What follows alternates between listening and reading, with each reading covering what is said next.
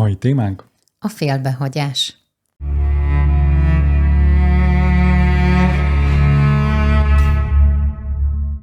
Sziasztok! Sziasztok! Sok szeretettel köszöntünk mindenkit. Jó, hogy újra itt vagyunk, és azt, hogy jó, hogy újra itt vagytok ti is.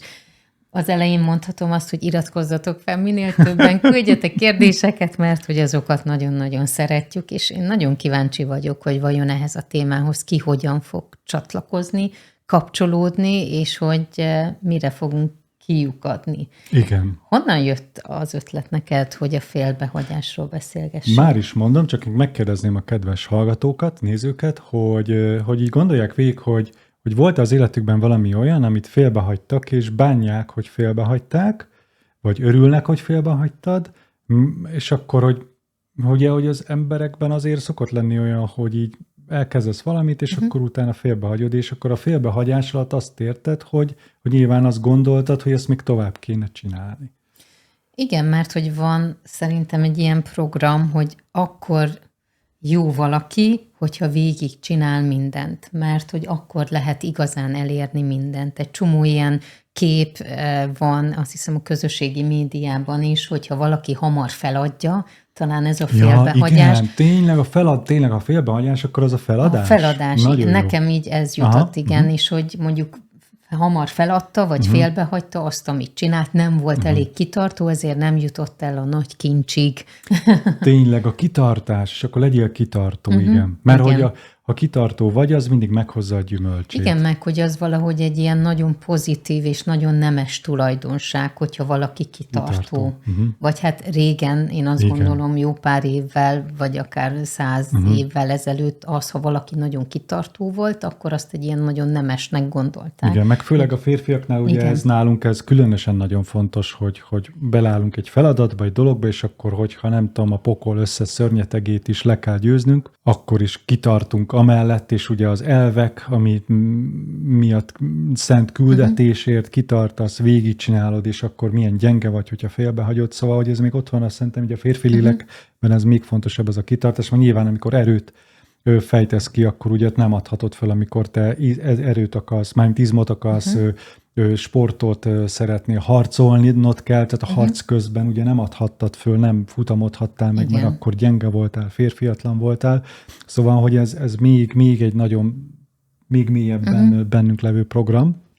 Hát vagy pedig az, hogyha mondjuk így hozzál egy olyan döntést, hogy mondjuk megváltoztatod az életedet, de lehet, hogy nem kellett volna, és akkor kicsit az, hogy az addigi életedet úgy félbehagytad, és aztán jött egy új, de ez meg már lehet, hogy a lezárás kérdésköre is idejön. Na, de miért jutott neked eszedbe a félbehagyás?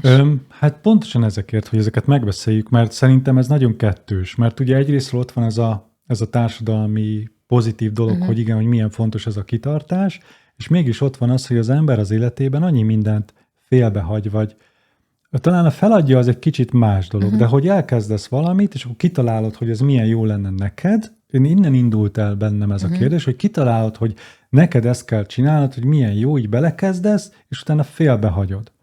És azért, majd utána nagyon sok részét megvizsgáljuk ennek a dolognak, de én úgy apostrofáltam magam fiatal koromban, hogy nagyon sok mindent félbehagytam, és az nagyon sok mindenért büntettem magam, meg ugye nyilván ilyenkor az ember azt csinálja, hogy volt ez az önbüntetés, hogy na ebbe is belekezdtem, de ezt is feladtam, na ebbe is belevágtam, de ezt is inkább nem feladtam, abba hagytam, hogy emlékszem, amikor fiatal voltam az első egy-két munkahelyemen, ugye, hogy így elvállaltam egy új munkát, hogy akkor ott meg, és akkor utána nagyon hamar kiszálltam belőle, mert nagyon nem volt jó érzés, és akkor ugye ilyenkor az ember most akkor azt mondja, hogy most azért adom föl, mert gyenge vagyok, mert béna vagyok, vagy ki kell tartanom ebben a dologban, és meg kell erősödnöm. És ez az a kulcskérdés, amiért szerintem ezt szeretném megvizsgálni, hogy nyilván minden ember ezt szeretné erre a választ, hogy oké, akkor ebben most nekem ki kell tartanom, mert a végén jó lesz, és ez csak egy nehézség, hogy föl kell mennem a hegyre. Nyilván, hogyha elmész kirándulni, és föl akarsz menni a hegyre, akkor ott fájni fog a lábad. Akkor ugye, vagy hogyha, de érted, ez mindennapi dolog, hogy túrázol, vagy stb. Vagy hogy igen, van egy munkahelyed, amit szeretsz, de akkor keresztül kell menned a felesleges meetingeken. Tehát, na, szóval tudjátok, hogy mire gondolok. És akkor hol van az, hogy te abba hagyod, feladod idézőjelbe, és utána bánod, hogy meg azt gondolod magadról, hogy rossz vagy, gyenge vagy, béna vagy, nem vagy ügyes, nincs jellemed, stb. Jellemtelen vagy pedig milyen bölcs voltál, hogy még idejében abba hagytad, és ez nem a te dolgod. És nyilván, amikor ez ilyen egyértelmű, akkor tudod. De szerintem ugye az emberek ebben nagyon sokat őrlődnek, hogy akkor most elkezdenek jogázni, elmennek 5-6-szor, és akkor utána abba hagyják. Igen. Na, szerintem ezek azok a dolgok, amihez nagyon sokan tudnak kapcsolódni, és hogy utána jöhet ez, hogy én mindent félbehagyok, vagy azt mondom magamnak, hogy én kampányszerűen tudok működni. Igen, ha megszólal bennem nyilván az asztrológus, akkor azt mondja, hogy nyilván, hogyha valakinek olyan... Ugye olyan érdekes, hogy az asztrológiát azért szeretem, mert ad egyfajta magyarázatot a különböző emberi archetípusokra. Uh-huh. És például minden emberben van kos, tehát ez nincsen ilyen, hogy most felejtsétek, az asztrológia nem azt jelenti, hogy mi a napjegyet, tehát nem. Tehát, hogy minden emberben van egy kos aspektus, meg minden emberben van egy bak aspektus. A kos az, aki belekezd, bum, neki megy, elindul, és utána kalapkabát. A bak pedig az, aki végigmegy, az úton végig kell mennie. És ezt szerettem volna kihozni a beszélgetésből, és utána majd belemegyünk a részletekbe, hogy erre választ adjak, hogy mit tudsz ilyenkor csinálni, amikor magadat. És akkor szeretném elmesélni a saját történetemet, hogy ott ültem, nem tudom, 30 évesen, tök mindegy, és akkor ugye így bánkódtam, hogy én megint félbehagytam, nem tudom, a gitározást, mondjuk, hogy megtanultam gitározni, de sose jártam órákra, hogy félbehagytam, és akkor ismerek 6 akkordot, de nem tudok lejátszani egy komolyabb számot, csak a Mici Mackót, meg a nem tudom mi tök mindegy. És akkor Hullafejhes. Igen. Azt pont nem. És akkor én néztem az életemet, hogy mennyi mindent félbehagytam, fiatal koromban, stb., meg így, meg úgy, és hogy milyen béna vagyok, meg ügyetlen vagyok, és akkor így beugrott, hogy basszus, de akkor már nem tudom, 6. éve írtam a Csillagleső könyvemet. És akkor, tehát végigcsináltam az asztrozófia tanfolyamot úgy, hogy egy órát nem hiányoztam. És akkor így eszembe jutott, hogy basszus, de egy csomó mindent meg végigcsináltam, sőt, túltoltam idézőbe, tehát hogy akkor lehet, hogy ez úgy van, hogy amit kell csinálnom, azt csinálom, amit meg nem kell csinálnom, akkor nem csinálom. És akkor esett le ennek a mélyebb megértése, aztán később nyilván ez sokkal mélyebb lett, hogy az ember, és ezt szeretném ebben a videóban átadni, hogy ezt halld meg, hogy az ember nagyon sokszor kitalál a fejében valamit, hogy neki mi lenne a jó, és aztán elkezdi csinálni, és nem tud ebbe úgy, ahogy kigondolta, hogy kéne, úgy az neki abszolút nem az övé. És nagyon sokszor ugye az, mert látod kint, hogy többiek mit csinálnak, edzők, sportolók, jogázók, akármik az életben, és te azt akarod csinálni, és az úgy, ahogy a másik csinálja, az úgy neked nem illik rád. De ami meg belőled jön, és az emberekben szerintem rengeteg ilyen van, ami meg belőled jön, azt meg olyan gondolkodás nélkül csinálod, és akkor ismerek rengeteg olyan anyát, hogy neki azon el se gondolkodik, hogy élvezi azt, hogy a kis, nem tudom, hogy csomagolja össze a reggeliét a gyerekének, és ebben így kiteljesedik, hogy mindig rajzol, nem tök minden, de hogy ezt így élvezi. Itt nagyon Dóri, nagyon vigyorog. És akkor ezt úgy végigcsinálja, és akkor a gyereke 19 éves, hogy nem tudom mennyi, és még mindig reggelit csomagolsz neki, meg becsomagolod, nem tudom, és az nyilván végigcsinál, 19 éve csomagolsz a gyerekednek reggelit. Tehát, hogy én azért hamarabb untam meg. Tehát, hogy akkor ez belőled jön, akkor az nem tudod félbehagyni, nem tudod abba hagyni, mert egyszerűen belőled jön. Szóval ez a baj ezzel a félbehagyással, hogy nagyon sokszor az ember egy külső dolgot akar magáénak venni, és azt akarja csinálni, mert látja, hogy másnak ez hogy csinálja, és utána az nem illik rá, és akkor megnyomorítja saját magát. Ugyanígy egy sportoló, aki volt egyszer egy tanítványom, volt táborokban, aki kajakozott, és világbajnok volt, vagy Európa bajnok, mindegy, tehát aranyérmes volt. És ugye neki nem így visszagondol az életébe, oké, nehéz volt fölkelnie minden reggel, de fölkelt minden reggel, és ment kajakozni, mert ezt akarta csinálni. Tehát, és van, aki meg félbehagyta, mert nem. Tehát, hogy ez nem nehéz ezt aggyal kigondolni, mert azt kell észrevennetek, és ez a titka, hogy mennyire egy külső képet akartok azáltal elérni, amit kitaláltok, hogy mit kell csinálni. Bocsánat, Nóri, mondok még egy példát. Ugye itt van, nyilván manapság ugye ez az edzés, meg a mozgás, az egy nagyon fontos dolog, meg az edzés, és én fiatal koromban próbáltam edzeni, és egyszerűen annyira nem volt velem önazonos, hogy elmenjek egy konditerembe, és én amúgy is egy ilyen visszahúzódó ember, introvertált vagyok. Nekem nagyon nem volt komfortos konditerembe járni a haverokkal, hangos ilyen nagyon szar zene szól, olyan emberekkel, akikkel nem akartam találkozni, ezt a fiatalkori énem, és ez nem volt komfortos, és akkor elkezdtem nem tudom, futni, vagy vízélni, és tök unatkoztam, nem adott semmit, próbáltam, és akkor elkezdtem abba, egy csomó mindent. És akkor egyszer csak azt vettem észre, hogy találkoztam valamivel, hogy felfedeztem azt, hogy ez nekem hogy jó.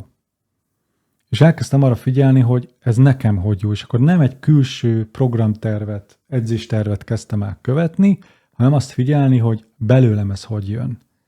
És megfigyeltem ugye a saját gondolataimat, hogy amikor nyilván magaddal, hogy jaj, most lusta vagyok fölkelni, az más tészta, de hogy belőled ez hogy jön, és úgy csinálni, hogy belőled jön, és elfogadni azt, hogy belőled jön. És a legrosszabb ebben az, hogy máshoz hasonlítjuk magunkat. Mert akkor látsz egy, nem tudom, egy nagyon jó kinéző izmos valakit, aki milyen ügyes, és te is olyan akarsz lenni, mert úgy akarsz kinézni, vagy most az edzésnél maradva, vagy olyat akarsz elérni, mint ő. És akkor az utat akarod csinálni, mint ő.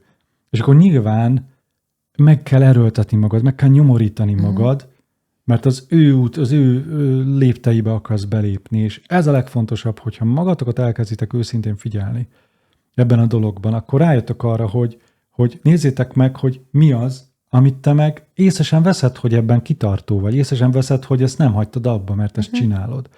Ha nagyon nyomorúságos életet él nagyon sok ember, akkor ott azért nem sok ilyen van, amit így belül magadból csinálsz, de ha mondjuk van egy viszonylag épp lelkületed, viszonylag épp életed, akkor tudod magad figyelni, mennyi mindent csak úgy, hogy magad miatt csinálsz.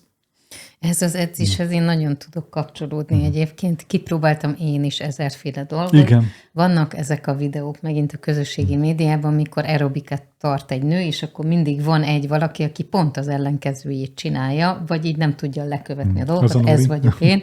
Igen, tehát, hogy ilyen rémvicces folyamatosan, és így mindig próbálkoztam azzal, hogy mi lehet az, ami nekem jó is. Én erre mondtam, hogy én ilyen kampányszerűen csináltam dolgokat, és most egy éve van egy olyan, amit megtaláltam egyébként, és ezt nagyon szívesen csinálom, mindig elmegyek. Tényleg mész korán reggel szoktál, úgyhogy edzés után jössz ide. Igen. És hogy az egy fél óra a teljes testet átmozgat, és így mindent érzek, hogy így mi az, ami javult, és hogy ez tényleg örömmel, és hogy most azt érzem, hogy ezt én nem kampányszerűen csinálom, hanem ez ilyen nagyon-nagyon jó. Viszont ami eszembe jutott, hogy a nővéreméknél ott van egy olyan szabály, és ez egy picit a gyerekekhez, vagy a gyerekkorba visszamegyek, hogy mindent ki lehet próbálni, mindenbe bele lehet kezdeni, de van egy idő, amíg azt csinálni kell. Tehát ne legyen az, hogy elkezdi, nem tetszik, mondjuk 2 alkalom után abba hagyja, hanem mondjuk egy fél év, amíg azt csinálni kell. Mert hogy simán lehet, hogy mégis megtetszik neki, vagy rájön közben, hogy nem, ez tényleg nem az, és akkor abba hagyja. Hogy ilyen... De lehet olyan, nem, hogy már az első, engem hiszem gyerekkoromban elvittek birkózni, na most engem elvittek birkózni a szüleim. Oké? Tehát elvittek birkózni a szüleim, nem tudom miért. Hát az első óra után mondtam, hogy köszönöm soha többet. Tehát, jó, van ilyen is, igen. Tehát, igen. Van ilyen, igen. Tehát, hogy most jutott eszembe. Mondjuk én itt, nekem a hegedű jutott eszembe, amikor az unokaöcsém így látszott rajta, hogy mindent szeretne, csak azt nem, de hogy így megbeszéltük, hogy egy fél év, és hogy így megkötötték ezt, így jó, ott mindenki szenvedett. Az nagyon vicces volt. Hát na, van ilyen. Igen. Na, de a félbehagyás, hogy egyébként ez jellemző, hogy ki az, aki ilyen típus, vagy ezt így nem lehet kijelenteni? Vagy ebbe van-e olyan, hogy én mindenbe belekezdek, de nem tudom végigcsinálni, és ezután mondjuk egy ilyen áldozati szerepbe megy át? Pontosan. Tehát, hogyha te olyan a lelkületed, azt értsétek meg, hogy azt gondoljuk, hogy az, aki kitartó, és akkor erősen edz, vagy erősen kitart valami mellett, hogy akkor ő jól csinálja, és akkor aki meg mindent félbehagy, ő neki valami lelki nyavajája van. Ezt értsétek meg, hogy ez kívülről úgy néz ki, hogy a kitartás, mintha jó lenne, tehát az egy pozitív címke, ez a félbehagyás meg egy negatív címke, csak ezt értsétek meg, hogy az, aki önmagát büntetve folyamatosan önmagát győzi le, és nagyon nagy energiát vesz abból, az éppen ugyanúgy benne lehet egy szenvedésben, csak neki erős izmai vannak ebben az önmarcangolásban, neki meg gyenge izmai vannak ebben az önpunnyadás marcangolásban, tehát hogy nem a külsőségek határozzák meg soha az, hogy te milyen lelki állapotban vagy. Még az egyik dolog, lehet, hogy az egyik sportban kitartó, de ő meg sokkal jobb gyereknevelésben, most mondtam valamit. Tehát, hogy megint az van, hogy ez a baj az emberiséggel, mint olyan, hogy ezekkel az értékrendszerekkel, hogy kiragadunk egy értékrendszert, és onnan nézzük a dolgot, és hogy onnan nézzük, és onnan ítéljük meg az embereket, és onnan megítéljük, és nem van-e másik értékrendszerek, ahonnan máshonnan, ezért teljesen más. Tehát ezért nem lehet azt mondani soha, hogy mi a jó, meg mi a helyes, mi a nem. Én azt tudom mondani, hogy nézd inkább azt, nézd meg azt, hogy te mennyit büntetted, ez a mindig lépjünk hátra. Mindig nézzük meg azt, hogy mi van bent. Te bünteted-e magad azért, mert van egy ilyen lelkismert furdalásod, vagy valami, hogy jaj, de béna vagyok, már mindent félbehagyok. Vagy nézd meg azt, hogy mit akartál elérni? Mi volt a célod? Miért nem fogadtad el magad úgy, ahogy vagy? És itt megint ez a titok. Mert hogyha te bele akarsz kezdeni valamibe, az van mögött, hogy nem vagyok jó úgy, ahogy vagyok, és ezen szeretnék változtatni, az egy szenvedés alapú dolog. Tehát, hogy azért kezdesz el sportolni, vagy valamit csinálni, mert kevés a pénzed, vagy nem nézel ki jól, akkor egy szenvedés alapra kezdesz el építkezni. Abból mindig lószartorony lesz, tehát az sosem fog. Lehet, hogy utána elérsz valamit, és lehet, hogy valahova eljutsz, de egy szenvedésre építetted a dolgot. Az teljesen más dolog, hogyha van előtted egy idea, amit azt mondod, hogy hú, te oda szeretnél eljutni. Igen, megint az a kérdés, hogy amikor te szeretnél oda eljutni, miért szeretnél oda eljutni? Hatalmat szeretnél? Pénzt szeretnél, hogy oda eljuss? Akkor megint egy olyan emberi energetikai játszmára épített föl a dolgot, hogy azért szeretnél marketinggel foglalkozni, hogy sok pénzed legyen, mert szegénynek érzed magad. Akkor megint azért szeretnél jól kinézni, utána jól tud a csajokat vagy a fiúkat fűzni, akkor vagy el tud csábítani, meg jó tested legyen, hogy mindenki téged kívánjon, hogyha ezért csinálod, akkor megint egy energetikai játszmára épített föl. És lehet, hogy nagyon jól fogsz kinézni, és rengeteg ilyen jóga oktatót és edzőt látok, aki tréner biznisz, hogy jól nézzél ki, miért? Mert be akarsz csajozni, meg pasizni. És ugye elmögött értitek, hogy nem az van, hogy önszeretetben legyek, hanem el akarok volna, hatalmat akarok gyakorolni a másik felett. Na, mindegy. És hogyha te ezért akarod csinálni, akkor lehet, hogy jó leszel benne, de az egész, mondom, mire épül. Ha viszont csak magadért, mert belőled jön, akkor meg te mondod meg ennek a kereteit. Pont, mint én elkezdtem csellózni 6 évesen, 4 évig vagy 3 évig csellóztam, és utána kiderült, hogy nekem gyerekkoromban volt egy ilyen törésem, és nem tudtam tudtam használni a kisujjamat. Most csellóban nem tudod használni a kisujjamat, akkor nem tudsz csellózni. Tehát, hogy így eljutottam egy darabig, és akkor onnantól kezdve meg elkezdett őrülten fájni a kisujjam, és kénytelen voltam abba hagyni a csellót, amit nagyon sajnáltam, mert én nagyon szerettem volna csellózni. Akkor félbehagytam. Igen, és de utána megkérdés, hogy ezt hogy éled meg? Úgy, hogy akkor önbünteted magad, hogy ezt sem tudom megcsinálni. De most nem volt jó, tehát a kisujjam tényleg el volt törve, kivágtak belőle egy indarabot, tehát nem tudtam használni a csellózáshoz. És ez nyilván elfogadtam, hát ez van.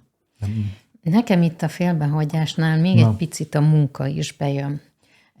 Ez főleg amiatt, hogy ugye most így élünk egy korban, különböző generációk dolgoznak már. A régi nagyöregeknél, meg nekem is van még egy-két olyan ismerősöm, hogy nagyon régóta dolgozik egy cégnél, és hogy ott van nem tudom hány éve. Igen.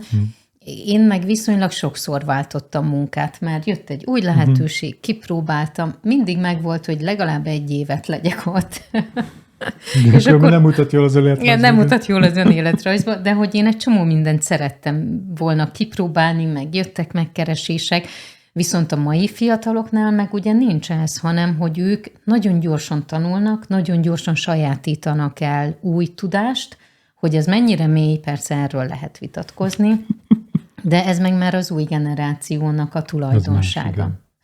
De hogy náluk például én nagyon kíváncsi lennék, hogyha egy ilyennel korúval beszélgetnénk, hogy ők vajon a félbehagyásról ugyanazt gondolják-e mondjuk, mint mi? Igen, pont egy kedves barátom, aki igazgató egy cégnél, egy nagyobb cégnél, és ő szokta mesélni, hogy felvételizteti a 20 éveseket, és akkor tényleg van, hogy felveszi, megbeszél, és akkor nem jön el, és nem is ír, hogy ő valójában nem vállalta ezt a munkát. Meg hogy eljön, ott van 2 hétig, és akkor ja, bocs, mégse. Ezt nagyon sokan mondják, hogy a fiatal, az a 20 éves generáció ilyen. Én úgy tudnám ezt mondani, hogy pontosan ez az, hogy ugye ez a idősebb generációhoz képest az, hogy na hát nincs jellemed, nem vagy kitartó, hogyha elég érkezel, stb. Nem. Vagy akkor ember, meg hát nincsenek értékeid, igen, az adott szó, de abból a nézőpontból fiatalként pedig rájön, hogy ez vele nem. Tehát, hogy ezt nem ezzel önazonos. És nyilván itt az van, hogy ez a társadalmi rendszer, ahogy ma élünk, így ez a napi 8 órás munka, meg ez a megaláztatások, meg ezek a hatalmi viszonyok, a fiatal generáció már ebben nem akar részt venni. Tehát ők úgy tűnnek, mintha jellemtelenek lennének. Valójában pont széttörik ezt a régi korlátozó rendszert, és ők szabadságot akarják megélni. A mi nézőpontunkból pedig hát mindegy olyanok, amilyenek. Nyilván az egy mindenben, mint tudjátok, mindig minden emberi aspektusnak van egy negatív és van egy pozitív oldala, de ennek van egy pozitív hozamánya az, hogy ők nem vesznek részt ezekben a lélekkölő, léleknyomorító, mint a fiam is mondta, hogy hát ő biztos, hogy nem fog beülni egy irodába, meg stb. 18 évesen, és akkor már látom, hogy full nyomja, hogy ő mi akar lenni, és látom a gyerekemen, hogy ő ezt a dolgot, hogy bejön egy irodába, ezt el nem tudják képzelni a mai fiatalok. Igen, nekem is az egyik ismerősömnek a fia így azt tudta megfogalmazni, hogy ő szabad akar lenni. Igen, ezt mondják a mai gyerekek. Igen. Kicsit elkanyarodtunk. Nem, de igen, és akkor itt ugye a félbehagyás, és pontos ez a fiataloknál, hogy ők félbehagyják, kívül úgy látszik, hogy jellentelen félbehagyó, valójában megtapasztalja azt a dolgot, és rájön arra, hogy nem önazonos vele. Tehát, hogy ez mennyire jó már. És ezért nézd meg magad, és ugye erről szólna ez a videó, hogy nézd meg magad, hogy amikor belekezdesz valamibe, ott mivé akarsz válni, miért akarod csinálni, és hogy amikor félbe akarod hagyni, akkor az azért hagyod félbe, mert nem önazonos, vagy tényleg azért, mert félsz a határaid átlépéséről. És lehet, hogy kimondod, hogy basszus, ez lehet, hogy ezt meg tudod nézni. Meg tudod látni magadban. Hogy akkor basszus, tényleg ezt minek akarom félbehagyni, ez csak egy hülye nyümmögésem, meg egy hülye szenvedésem, meg áldozati játszmám. Csináljuk, és akkor lehet, hogy természetessé tud válni.